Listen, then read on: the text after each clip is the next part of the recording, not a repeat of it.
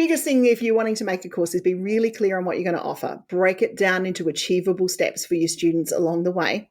Deliver that course, create your marketing material while you're actually putting the course together, because that's the time you're most excited about it, and then use automation to market your course. We haven't touched on it much today, but use automation to tap in and make sure that you're continually marketing people.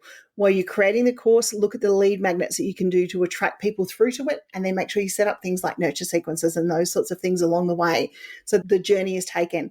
And everything about course creation is a journey. It's a journey from seed of interest right through to completion when they get their certificate and they go on to the next step. What is the next course and what's the next thing that they need to learn? And it's all about making sure that we plan that journey so it's as smooth as possible for them. Hey, my name is Olivia D'Souza. I'm dedicated to helping multi-passionate entrepreneurs turn their dreams into reality by building a career and a life they love and making a positive impact in the world. I'm a podcast and social media manager, a singer-songwriter, a kids music creator, a fadishta, a wife and a mum. I'm the secret weapon behind many 6- and 7-figure entrepreneurs, helping them shine a line and call in the people they are here to serve. And now I'm here to help you. This podcast is here to help you learn and be inspired. You'll learn about podcasting, lead generation, business, and all about the real life stories of people behind the businesses just like you. Think of it as a place to hang out with your like-minded business bestie who gets what it's like. So grab a cuppa and hit subscribe so we can hang out again. This is Magnetic Pod, the podcast. I am here and I'm ready to be brave. Cannot miss me, I'll stand on every stage. I'm available for my destiny to reach my people. Gonna be a star, so if you pass on me. Hey friend, before we dive into today's episode, remember to hit subscribe so you don't miss any of the tips we share in Magnetic Pod on podcasting, lead generation, and business boosting ideas. And remember, if you have or you're thinking about starting a podcast, head over to my website at livymusicmedia.com/freebies. I have loads and loads of free resources and templates that will help you get started. The link is in my show notes. Now, here's your show. Hello, Linda. Welcome to Magnetic Pod. Hello. Thank you for having me here today. Absolute pleasure. I really admire you, so I'm very honoured that you dropped your hat in the ring when I was looking for guests. So I'll just briefly introduce you. That Linda Reed-Enever, is that how I say it? Am I saying it correctly? That's how you say it. She is, to me anyway, rock star of marketing and PR, and also of course creation. And she is the co-founder of a very well-engaged and big Facebook community called Business, or BBB for short, I believe. Yes. and I have been following Linda for years and learning from her. So I'm absolutely so thrilled that you could be here today. Oh, thank you for having me on board. And it looks like the rain in Bendigo is maybe affecting our internet connection, so I apologise. That's yes. Well, in my picture, it's a bit fuzzy, but the good thing about this, I'm using Zencaster, so as long as we can hear each other, I can hear you fine. So it's picture fuzzy, but yeah. The final, just don't leave suddenly at the end. Oh, well, just wait until it finishes uploading just to make sure we've actually got the recording.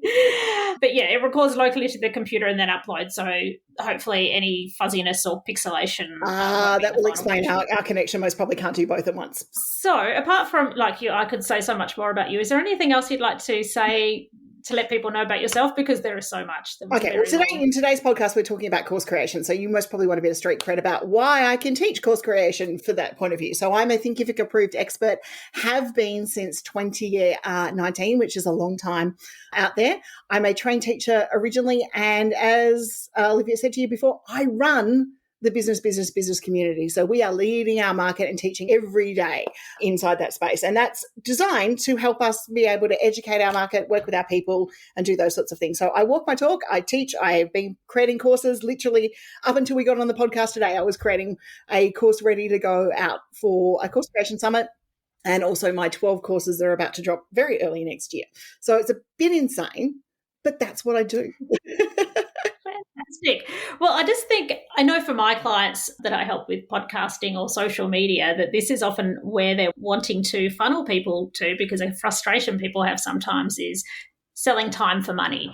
And so if they can sell courses, they sell the one thing to multiple people and they get some of their time back, and it's a bit more leverage. So I am just really happy to have you on to learn more about that, because I know there's people that want to know. And podcasting is a great way to be able to direct people through to your courses. It's a great way to give them that taste test of what it is like to learn from you in a format. And it's one of the learning styles. Auditory learning is one of the learning styles that you will engage as you teach your people. So podcasting is a great platform to start with. And I'm not even biased about that. I agree with you. Okay, so where to even start? If people want to have a course, what would be the first thing that they should get clear on? Simplify. First thing first, you want to teach everything. You can't teach everything online in one course, because you're going to overwhelm your students. Your students, especially when we're talking about online course creation, they need to be able to self-pace. They need to have little mini wins along the way. So, of course, biased me is going to say, go download our course planning sheets and start to, break it up that way. But it is really important that you plan what you're going to teach. The first thing an exercise we normally run people through is, what questions are people asking you? What do you feel you can talk underwater about? And what do you feel really frustrated? Because this is the one that I really think is a big thing to teach. People come and ask you this all the time. And you're like, how do you not know how to do that? They're the normal things that you can be able to teach, because it's second nature to you. And you've got to remember that you've got to teach the basics before you can teach the advanced. Because if you don't lead them through the basics, then there's going to be gaps within your journey. So when you start to put your courses together, you might have an introductory course, a mid-level course, and then an advanced course, or you step them through those stages. But if you try to step them through all those stages in one course, you quite often can overwhelm them. So it's about making sure that you plan your course creation journey. One thing I've learned in my time is it's more than one course. There's different things that people want to learn about different topics. They might come to you saying, I want to learn everything at once, but there are different things that people want to learn about different topics along the way. So does that mean, should people do, when they're trying to decide which way to go, is it like a short burst of a 90-minute workshop, or is it a 6-week course? There's no answer on that one. If people have never done it. There's no answer on that one for the market. It depends on how much knowledge you've got to teach. If there's homework in between, sometimes a 6-week challenge can work really, really well. Sometimes it can be a webinar. Sometimes all that you are prepared to do as a course creator is to turn up and deliver an hour webinar, okay? You're not ready for doing all the extra course creation stuff. And I will say there's a lot of work that goes into course creation. This is not a magic, do it overnight. Here you go, you've got a course, you're making $10,000 the next day type situation. There's production involved, there's planning, there's engagement, there's delivering the course, watching it, tweaking it. And Olivia, you've been in one of my challenges that we used to run over a yearly basis. And we used to run it over a year because that's what I thought our people needed. But it was incorrect, because I stopped making sales in February and people were wanting to come in throughout the year. So we changed that up into a membership style. So it's an evolution. So there's not an answer that says, yes, that can be taught in a 90-minute course, because it may not be able to. It might need 3 or 4 90-minute delivery methods to be able to teach. But if you're leading your student through something, it's about making sure you give them short, sharp wins along the way. So teach something, let them implement and use that learning, and then move on to the next step. And it's about breaking it down into small little chunks. Some of us got to go back to what it was like, teaching our kids to eat, or teaching our kids to walk, and putting that one foot in front of another. And that's exactly what we're doing when we're teaching someone else what we do. I get that, and it sounds like it's ever evolving. Like, jump in and do the course creation and you'll probably end up changing it. You will, because there'll be different people that you engage with. Like, it's not, course creation isn't a set and forget type situation. It's a set and forget as much as you can until it needs to be updated. Technology changes, providers change. For example, we've got our podcasting course, which teaches podcasting. But in that time, Wooshka, who was a major player here in Australia, is no longer a major player here in podcast hosting. They've been bought out by Spotify. It's now Anchor. But all the information and the tutorials that we did using the hosts that we used to use back then need to be updated. So those things happen, if you're a marketer, or unless you are literally teaching how to sew something on, hand stitching or something like that, where it's repetitive and, the needle's not going to change, there is normally something is going to change. Even with sewing machines, the machines change, the functionality changes, better techniques come out, and we need to keep updating our courses throughout that process. But it is a way to teach to many. It is a way to either teach a live course to many and deliver a live, and that's most probably the first function you actually have to make out is, do I want to do this live or do I want to do it evergreen? Okay. Mhm. Live to beta test is easy because if you forget something, your audience is there in front of you and you can fill in the gaps. Mhm. But if it's an evergreen course and you've forgotten something, you're relying on someone actually having the guts to tell you that you forgot a major step. And you don't have the ability to see the deer in headlight moments that you can see when you're teaching live. So normally, if I have my preference with a course creator and we're working on creating courses, I'll say, let's teach live first. Let's see what a live webinar comes out like. Let's see what gaps we need to fill in. Did we forget something before? Did we forget something after? Were we completely off the mark? And if we were completely off the mark and we've done a presentation and it's live with a little bit of a workbook, we can shelve it and come back. Or we can look at adding some more stuff in there. But if you've developed a 5 or 6 hour course and you're completely off the mark, then that's a little bit more painful. Yes. So I was going to ask actually about evergreen versus live. So if you start with a live, do you reuse that content much, or do you Okay, you might start teaching live start from and you might start to develop that into evergreen because there's a slightly different version. I don't believe in handing out my live recordings of other people who've attended in an evergreen course type style unless it's under a membership situation where they're replays of how-to sessions or something like that and everyone understands what they're there to be recorded for. Because if you've come to a live training course and there's 6 of you in the room and you're happy to be the 6 of you working through that course, you're not expecting that course, your discussions and that to go out elsewhere. And there's a fine line with that as well too about whether that's ethically correct or not to do. What I am a big believer of is it going, okay, yes, I've tested the teaching methods, I've tested the workbook, I've tested the PowerPoint or the presentation, I've tested the quizzes. Yep, it's ready to go. It's now ready for me to spend time to record that. So I used live as the testing ground to work out with, yep, are we ready to teach that in an evergreen format? Now, just because you create an evergreen course doesn't mean you can't also do the reverse and teach it live. Especially if you feel like maybe not getting the right completion rates or you need to test it in a live environment. But also some people, different learning styles in course creation, an evergreen course doesn't suit all learners.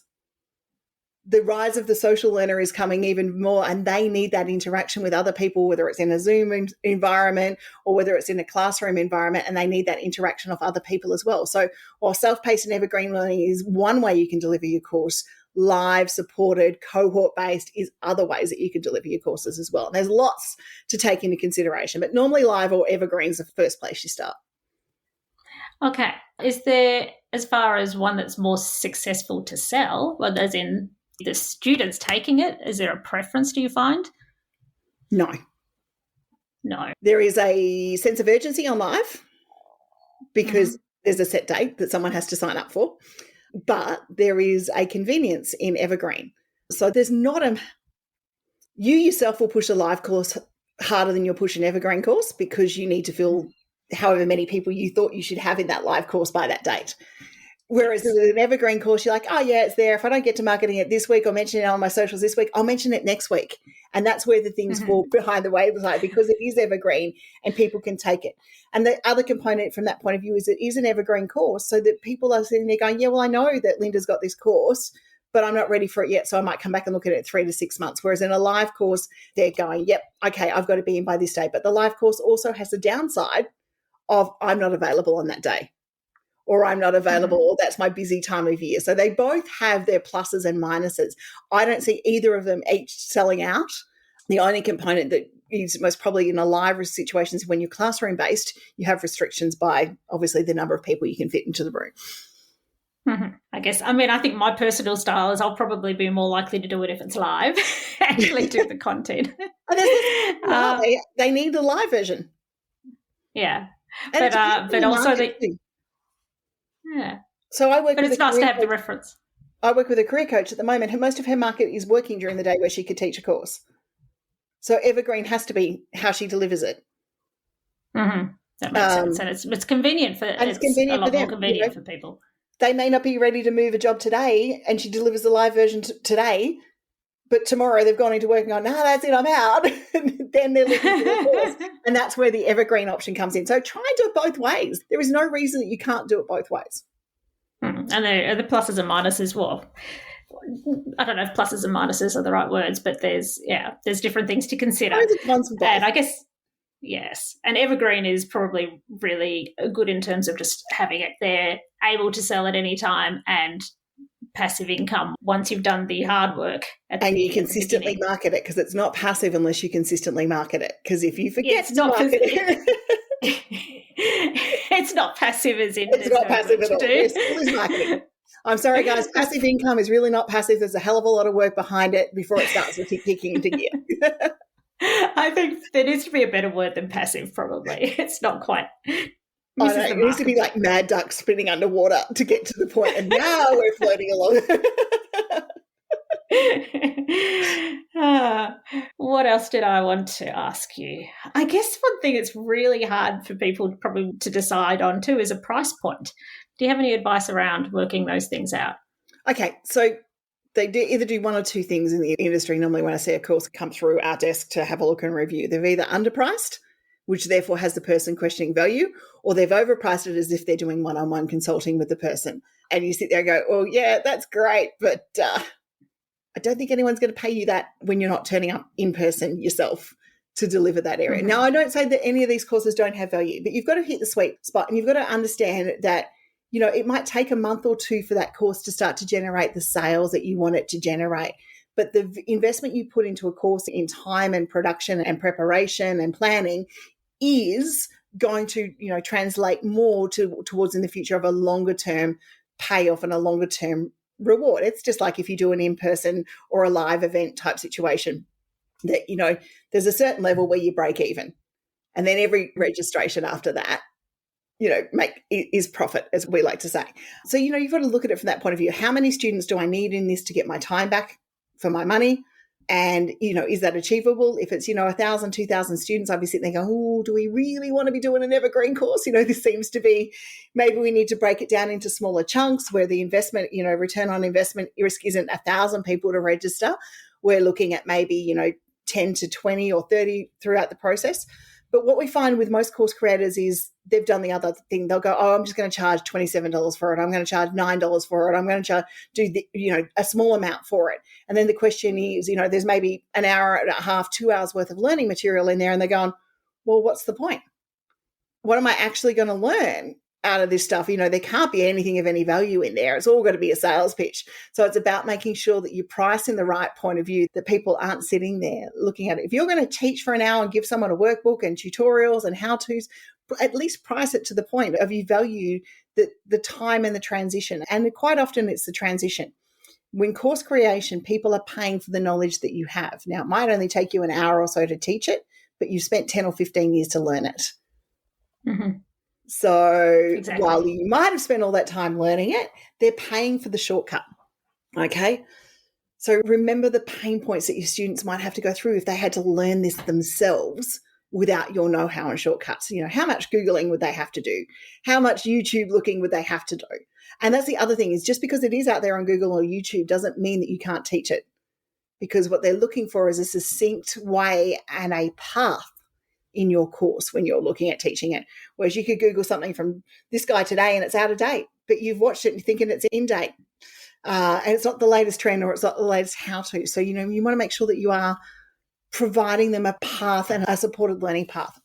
So if you're going to put a course out there, unless it's a free mini course, which is under an hour, here you go, here's my tutorial, then I think your starting price has to be somewhere about the $57 mark and above. Interesting. And what do you think about the thought of value ladders that I've heard people talk about? You know, having a range of products at different prices. Is that something that you resonate with? Well, we do that, but I talk about where does the person sit within the learning journey or within the business journey of your offering as a coach or a consultant. So, you know, I talk about, and this is long topic, short version, we talk about trees, and we talk about where your offering tree sits and how they're going to climb. So it's not so much having a different price point, it's about having a different knowledge point. So we know, as we said, teach the basics. So your entry-level stuff could be, and the basics could be your blogs, it could be your podcasts, it could be your how-tos. And then the next level up is, okay, well, I'm ready for a little bit of understanding how to do this more myself. So they'll go into the how to do it more myself course type situation. Then they're like, oh, actually, I need a little bit more help. So do I have a membership? So that I offer a little bit extra level of support with a few of my courses in there, or all of your courses, or whatever you want to do from that point of view. And you've got the membership offering. And then your coaching, because we talk about selling time, your coaching starts to sit up the top, okay? And it's priced appropriately because it is sitting up the top and it is the one-on-one time from you that they're able to work their way up to. Now, some people will be, rapid climbers and they'll climb straight up the top going, right, I want the coaching, I'm in, get me that. That's exactly what I'm doing. Other people need to climb a little bit, sit in a branch, make sure they feel comfortable, and then climb to the next branch.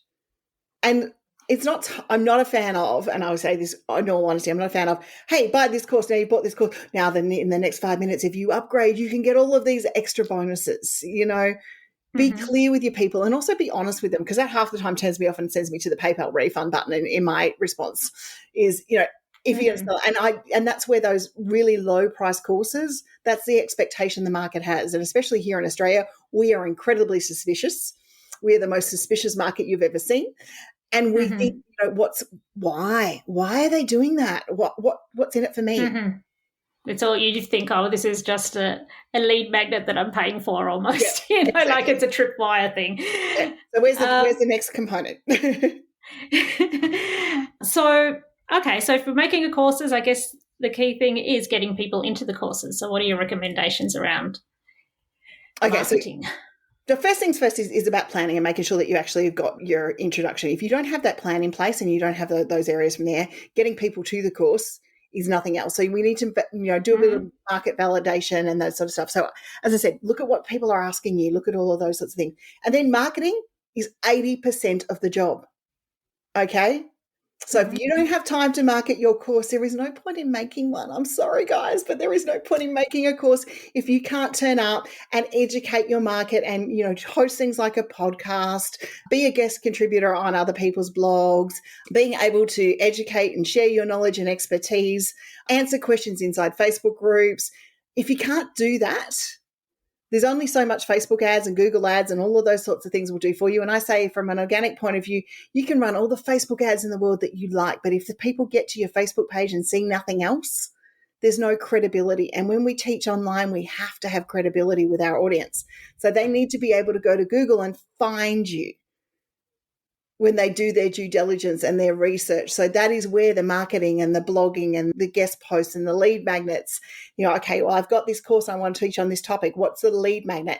And then running that through a nurture sequence, because I see so many people go, yeah, I've got my lead magnet, but it's not converting. And I'm like, well, what do they do after they get it? Oh, nothing.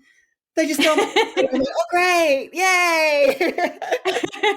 Got an email list. I'm not doing anything with it. Yay. And I see that so often. It's like, I got an email list. I'm like, when's the last time you emailed them? Oh, 3 months ago. I'm like, oh, gee, they're, even if you do email them now, they're going to be going, what the hell's going on? Who's this again? Yeah. Why is it so long since I've spoken to you? So it's about consistency. It's about planning. Everything in course creation and marketing comes down to planning. You can fly by your seat, but fly by the seat of your pants, but it's only going to get you away from it for so long. And then you forget. And you notice that I've said multiple times today, it's all about remembering to market your course. It's all about turning up and having the conversations inside the Facebook groups or Quora or those places where people are going to be looking for your course. And always remembering, if we're teaching a course which is evergreen, which solves our people's problems, there are going to be new people with those problems each and every day. So we need to be able to continue to put our course out in front of the market. And I can guarantee you that none of your audience is all on a time in the first day that you share that Facebook post about your course. So you need to keep sharing it. And then some need to be reminded that you have the thing in the first place. So that's right. It's our whole world, what we do, but people have got their own lives and we need to remind them until the point that they actually need the thing. Some people won't need it right now. They'll need it in 2 or 3 years' time. And that's the beautiful thing about creating something that's evergreen. The need wasn't there today, but it is tomorrow for the person and they can access it when they need to. So, nearly time to wrap up, but is there anything I haven't asked that I should have? Is there any key takeaway, anything that you would want people to know about if they want to make a course? Biggest thing if you're wanting to make a course is be really clear on what you're going to offer. Break it down into achievable steps for your students along the way. Deliver that course, create your marketing material while you're actually putting the course together, because that's the time you're most excited about it, and then use automation to market your course. We haven't touched on it much today, but use automation to tap in and make sure that you're continually marketing people. While you're creating the course, look at the lead magnets that you can do to attract people through to it, and then make sure you set up things like nurture sequences and those sorts of things along the way so that the journey is taken. And everything about course creation is a journey. It's a journey from seed of interest right through to completion when they get their certificate and they go on to their next step. What is the next course and what's the next thing that they need to learn? And it's all about making sure that we plan that journey so it's as smooth as possible for them. Wow, that's lovely. That's really valuable, actually, because it's thinking about all the components and making sure that, you're not wasting your time making a course, but that you're really marketing it well and thinking ahead. And also, I love love automation as well. Let's make it as easy as we can if we want to be able to rinse and repeat. Okay, well, how can people reach out and learn more from you? Okay, so most probably, if you're wanting to find course creation, head to thecoursecreatorscircle.com.au. You'll see our upcoming events, our how-tos, our membership is in there, which has got our whole course creation process in there, tools and tips and handouts along the way. And if you want to book a call with me, you can do that on that website as well to help you get started. So that's most probably the easiest way if you're looking at course creation. If you're looking at marketing, lindareedenever.com.au will send you there. And once again, you'll find me on either one of the sites. It's pretty easy. Okay, and we'll put all of that in the show notes. So thanks so much, Linda. Beautiful. Thank you so much for having me. Bye. So what were your key takeaways from today? Did it raise any questions?